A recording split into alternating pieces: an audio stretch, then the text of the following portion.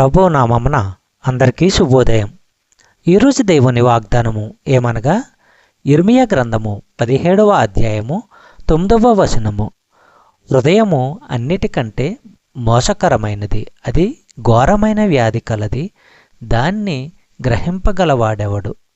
సహోదరి సహోదరులారా, మానవ హృదయ స్థితిని గురించి దేవుడు తానే పలుకుతున్న మాట ఇది. వారు వీరు అని తేడా లేకుండా మనుషులందరిది భ్రష్ట స్వభావమే. మానవ హృదయము చెడుతనము వైపుకే మొగ్గుతూ ఉంటుంది. దాని వ్యాధిని, దానిలో ఉన్న కపటాన్ని, దాని భ్రష్టత్వాన్ని పూర్తిగా ఏ మానవుడు గ్రహించడం లేదు. ప్రసంగి గ్రంథము 9వ అధ్యాయము 3వ వచనము మనము పరిశీలించినట్లయితే, అందరికిని ఒక్కటే గతి సంభవించును. సూర్యుని క్రింద జరుగువాటన్నిటిలో ఇది బహుదుఃఖకరము, మరియు నరుల హృదయము చెడుతనముతో నిండి ఉన్నది. వారు బ్రతుకు కాలమంతయు వారి హృదయమందు వెర్రితనముండును.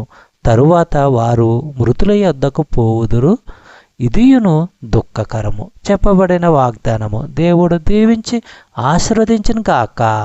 ఆమేన్.